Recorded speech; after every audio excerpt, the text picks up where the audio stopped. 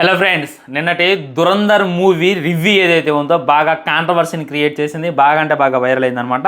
దాని కింద వచ్చినటువంటి కామెంట్లైనా వాటిని క్లిప్పులుగా కట్ చేసి ట్విట్టర్లో చాలామంది వాళ్ళ పేజెస్లో వేసుకొని వీడికి ఈ సినిమా ఎందుకు నచ్చిద్ది, వీడు ముస్లిం కదా, వీడు మరక్ కదా అని చెప్పి చాలామంది ట్రోల్ చేయటం, చాలామంది కామెంట్లు చేయటం నేనైతే చూసినా అనమాట. భయ్యా, నాది రాజకీయ పార్టీల గురించి రాజకీయాలు విశ్లేషిస్తూ చేసేటటువంటి ఛానల్ కాదు. ఓన్లీ మూవీ రివ్యూస్, మూవీస్ మీద నాకు ఉన్నటువంటి ఒపీనియన్స్, మూవీ స్టోరీస్ గురించి డిస్కషన్ చేసేటటువంటి ఛానల్. రాజకీయాల్లోకి రమ్మంటారా, రాజకీయాల గురించి డిస్కషన్ చేయమంటారా, మీరు అడిగితే తప్పకుండా చేసేటటువంటి ప్రయత్నం చేస్తా. నేను ఆ వీడియోలో ఏం చెప్పిన రివ్యూలో,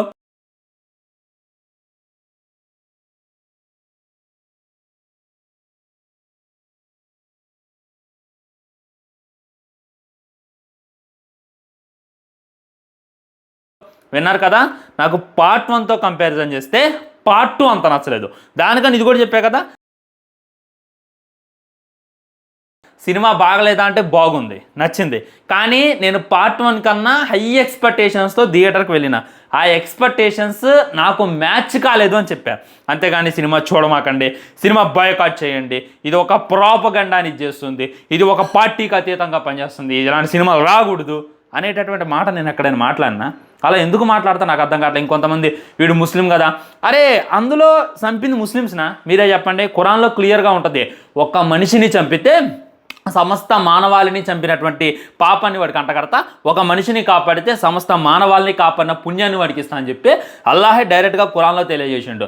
అది ముస్లిం అంటే. ఒక మనిషిని ఉద్దేశంతో కానీ ఉద్దేశం లేకుండా కానీ చంపితే మహాపాపం, వాడిని నరకంలో వేసి తొక్కుతా అని చెప్పి దేవుడు డైరెక్ట్గా చెప్తుంటాడు. అది కాక పాకిస్తాన్ వాళ్ళ గురించి ఎంత నెగిటివ్ చేసినా నాకేం ఫరకపడింది నాకు అర్థం కావట్లా.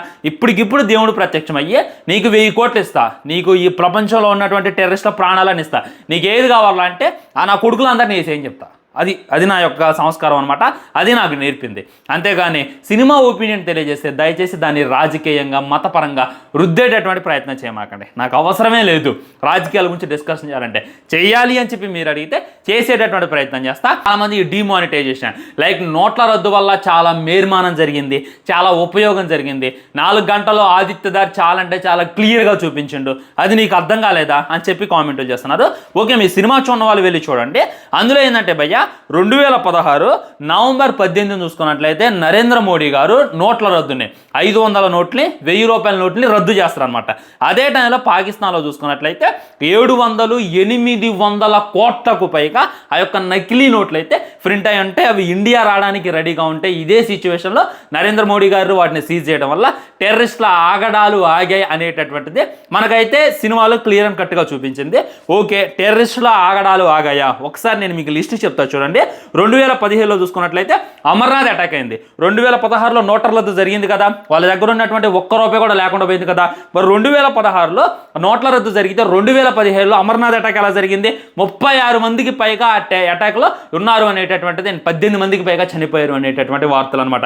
2018లో చూసుకున్నట్లయితే సంజువాన్ అటాక్ జరిగింది. 2019లో చూసుకున్నట్లయితే పుల్వామా అటాక్ జరిగింది. 2020లో చూసుకున్నట్లయితే బండిపోర్ అటాక్ జరిగింది, దాంట్లో బీజేపీ లీడర్ ఫ్యామిలీతో సహా చనిపోయింది. 2021లో చూసుకున్నట్లయితే జమ్మూ ఎయిర్ ఫోర్స్ అటాక్ జరిగింది. 2023లో చూసుకున్నట్లయితే రాజౌరి అటాక్ జరిగింది. 2024లో చూసుకున్నట్లయితే రాసి అటాక్ జరిగింది. 2025లో చూసుకున్నట్లయితే పెహల్గామ్ అటాక్ జరిగింది. ఎక్కడ ఆగింది టెర్రరిజం? ఏడాగింది? 2016లో నోట్ల రద్దు చేస్తే కనీసం 2017లో అయినా ఆగాలి కదా, ఆగలేదు. 2015 నుండి లెక్క పెడితే మన 2025 దాకా టెర్రరిస్టుల అటాకులు జరుగుతూనే ఉన్నాయి అనేటటువంటిది మీరు మళ్ళీ గుర్తుంచుకునేటటువంటి ప్రయత్నం చేయండి. మరి దేశానికి జరిగినటువంటి నష్టం ఏంది? ఆల్రెడీ మన్మోహన్ సింగ్ గారు చెప్పారనమాట, ఈ నోట్ల రద్దు వల్ల మన జీడిపి 2% తగ్గిద్దని. అదే జరిగింది, 2% అయితే పడిపోయింది అనమాట. అప్పటిదాకా 6.8, 7.8 ఉంది, సడన్గా 5.8, ఈ విధంగా 5 పాయింట్స్కి అయితే పడిపోయింది. దాని గురించి ఎవరు చూపించరు అనమాట. మరి ఇంకా నష్టపోయింది ఎవరు అంటే, ఈ నోట్ల రద్దులో క్యూలో నించొని 120 మందికి పైగా చనిపోయారు. ఈ విషయం నేను చెప్పట్లేదు, గూగుల్లో చెప్తుంది. ఒకసారి వెళ్ళి అడిగేటటువంటి ప్రయత్నం చేయండి. మరి జాబ్స్ ఏమన్నా లాస్ కాలేదా అంటే 15 లక్షల నుండి 30 లక్షల దాకా జాబ్స్ అయితే లాస్ పోయారు. అండ్ బాగా నష్టపోయింది ఎవరు అంటే, ఏ విధమైనటువంటి టెర్రరిస్టు క్యూలో నించొని నోట్లే మార్చుకోవాలా, ఒక పేదవాడు, ఒక మధ్యతరగతి వాడు, ఒక చిరు వ్యాపారి. ఈ విధంగా నోట్ల రద్దుకో అయిన తర్వాత బ్యాంకుల చుట్టూ తిరిగి పరిగాపులు కాసిన వాళ్ళు ఉన్నారు. నాకు తెలిసినటువంటి ఒక వ్యక్తి ఉన్నాడు, కూతురు పెళ్లి పెట్టుకుంటూ ఒక 2 ఎకరాల ఎకరాల పొలం అయితే అమ్మిండో ఆయనకి బల్క్లో 10 lakhs అమౌంట్ అయితే వచ్చింది.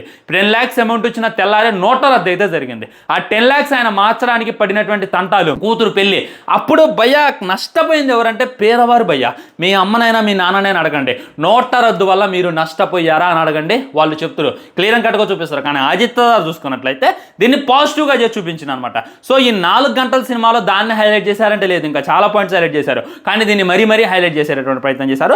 ఏ విధంగా క్వశ్చన్ చేయాలి కానీ చాలా అంటే చాలా ఉన్నాయి, కానీ నా కంటెంట్ అది కాదు, నా టాపిక్ అది కాదు అనేటటువంటిది మళ్ళీ గుర్తుంచుకునేటటువంటి ప్రయత్నం చేయండి. ఓకేనా? మీ అందరికీ చెప్పా కదా, క్లియర్ అండ్ కట్గా వివరించేటటువంటి ప్రయత్నం చేస్తున్నా. కాబట్టి నన్ను దయచేసి ట్రోల్ చేయమాకండి, నన్ను దయచేసి రాజకీయాల్లోకి లాగమాకండి. నేను రాజకీయాలకైనా చాలా అంటే చాలా దూరంగా ఉండేటటువంటిది. మళ్ళీ కామెంట్ చేసేటటువంటి ప్రయత్నం చేయండి. ఇంకొంతమంది ఏమైనా కామెంట్ చేస్తున్నారు, లైక్ నీకు తప్ప అందరికీ నచ్చింది అంటున్నారు. అందరికీ నచ్చలేదు నాకు అర్థం కావట్లా.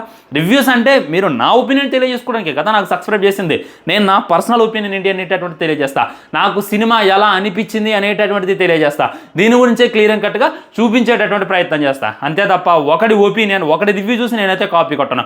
ఆబ్వియస్లీ 90 మందికి నచ్చింది, 10 మందికి నచ్చబోవచ్చు, 99 మందికి నచ్చింది, ఒక్కడ నచ్చబోవచ్చు, ఆ ఒక్కనే నేను అనేటటువంటిది గుర్తుపెట్టుకోండి. మళ్ళీ చెప్తున్నా, సినిమా నచ్చలేదు అని చెప్పి నేను చెప్పలా, పార్ట్ 1ని బీట్ చేయలేకపోయింది అని చెప్పా. మరి సినిమా నచ్చలేదు, నేను ఒక ముస్లిం అందుకే నాకు ఈ సినిమా నచ్చలేదు అని చెప్పి మీరు రుద్దుతున్నారు కదా సోషల్ మీడియాలో, మీరు గట్టిగా మీ గుండెలు అనుకోండి. మరి నాకు పార్ట్ 1 ఎలా నచ్చింది? పార్ట్ 1లో కూడా అంతే కదా, రెహమాన్ డెకాయిట్ ఒక ముస్లిం లాగా చూపించారు, ఒక పాకిస్తానీ ఎవలాగా చూపించారు, వాడు అమ్మని చంపుతుడు, నాన్నని చంపుతుడు. మరి అలాంటప్పుడు నాకు ఆ సినిమా కూడా నచ్చకూడదు కదా. ఆ సినిమా రిపీటెడ్ వాల్యూలో నాకు ఎంతో ఇష్టమైనటువంటి సలార్ సినిమాతో పోల్చిన దురంధర్ పార్ట్ 1ని, అవన్నీ అలా మర్చిపోతారు అనేటటువంటిది నాకు అర్థం కావట్లా. ఒక్కడి ఒపీనియన్ వదిలేయండి, ఒకడి ఒపీనియన్తో మనకి సంబంధం లేదు, ఒక్కడి ఒపీనియన్తో మనకు అసలు ఫరగలేదు. నా ఒపీనియన్ ఏంటి అనేటటువంటిది నేను తెలియజేస్తానని చెప్పి మళ్ళీ గుర్తుంచుకునేటటువంటి ప్రయత్నం చేయండి. సో ఒకటైతే నేను క్లారిటీగా చెప్పదలుచుకున్నాను, పార్ట్ 1లో ఆదిత్య చూసుకున్నట్లయితే కంటెంట్ మీద ఫుల్ ఫ్లెడ్జ్డ్గా ఫుల్ ఫోకస్ చేసి అయితే వర్క్ చేసిండు, ఏం జరిగిద్ది అనేటటువంటి ఒక క్యూరియాసిటీని క్రియేట్ చేసిండు. కానీ పార్ట్ 2లో చూసుకున్నట్లయితే ఆ క్యూరియాసిటీని అయితే మిస్ చేసిండు. మెయిన్ విలన్ యొక్క వీక్ ఉంది, అది ఎవడైనా ఒప్పుకోవాలన్నమాట. పార్ట్ 1లో రెహమాన్ డెకాయిడ్ని చూస్తుంటే ఒక్కొక్కడికి ఉచ్చబడిద్ది, వీడురా అసలు సెసలైనటువంటి విలన్. సినిమా అయిపోయిన దాకా, సినిమా స్టార్ట్ అయిన దగ్గర నుండి సినిమా అయిపోయిన దాకా కూడా మనకి ఎక్కడా కూడా హీరోదే పై చెయ్యిద్దిరా అనేటటువంటి ఫీల్ రాలా, నాకైతే రాలా. లాస్ట్లో కూడా రెహమాన్ డెకాయిట్ని అన్ని బుల్లెట్లు దింపి అంత కొట్టిన తర్వాత జస్ట్ హంజా ఊహించుకుంటాడు, లేచి సిగరెట్ ఎలిగెత్తండని ఉచ్చబడిపోద్ది ఒక్కొక్కడికి థియేటర్లో. హంజాతో సహా అక్కడ ఉన్న ప్రతి ఒక్కడికి ఉచ్చబడిద్ది, రెహమాన్ గా లేచిండు హంజా గాడి తిత్తాడు అని. ఇది క్రియేట్ చేసిండు పార్ట్ 1లో. దీన్నైతే పార్ట్ 2లో మిస్ చేసేటటువంటి ప్రయత్నం చేసిండు. నేనైతే క్లియర్ అండ్ కట్గా చెప్పదలుచుకున్నా, ఒక విలన్ని ప్రాపర్గా చూపించలేకపోయిండు. మేజర్ ఇక్బాల్ అన్నట్లే కానీ ఆడ అసలు విలన్ లాగే అనిపించలే, ఆడి హీరో కన్నా పక్కకుంటాడు. దానివల్ల నాకు కొద్దిగా ఇదేంది అనేటటువంటిది నా గట్టి ఫీలింగ్ అనమాట. సో దయచేసి నన్ను బ్లేమ్ చేయాలని, నన్ను బ్యాడ్ చేయాలి అని చెప్పి చూడమాకండి అనమాట. నేను ఎప్పుడైనా సరే హిందువుల పట్లే మాట్లాడతా, హిందూస్కే ఎక్కువ సపోర్ట్ చేస్తాను. నేను ముస్లింకి సపోర్ట్ చేస్తావా, హిందూకి సపోర్ట్ చేస్తావా అంటే హిందూస్కెళ్ళే నేను ఎక్కువ ఉండేటటువంటి ప్రయత్నం చేస్తాను. ఎందుకంటే నా వీడియోస్లో 7 lakhs ఫాలోవర్స్ ఉన్నారంటే 7 lakhs కూడా హిందూసే ఉన్నారు. నాకు వాళ్ళు తిండి పెడుతున్నారు, వాళ్ళకి సపోర్ట్ చేయకపోతే నేను తిన్నది కూడా నాకు అరగదు అనేటటువంటిది మళ్ళీ మీరైతే గుర్తుంచుకునేటటువంటి ప్రయత్నం చేయండి. ఏం లేదు, ఏదైనా నెగిటివ్ మాట్లాడితే చాలు. ఇప్పుడు ఎలా తయారైందంటే సమాజం, ఉస్తాద్ భగత్ సింగ్ సినిమా బాగలేదురా అంటే ఎరా పేటిఎం అంటున్నారు, దురంధర్ సినిమా బాగలేదంటే ఎరా మరక అంటున్నారు, ఎరా ముస్లిం అంటున్నారు అనమాట. ఇది ఎంత తప్పు? స్పీచ్ ఆఫ్ ఫ్రీడమ్ లేదా?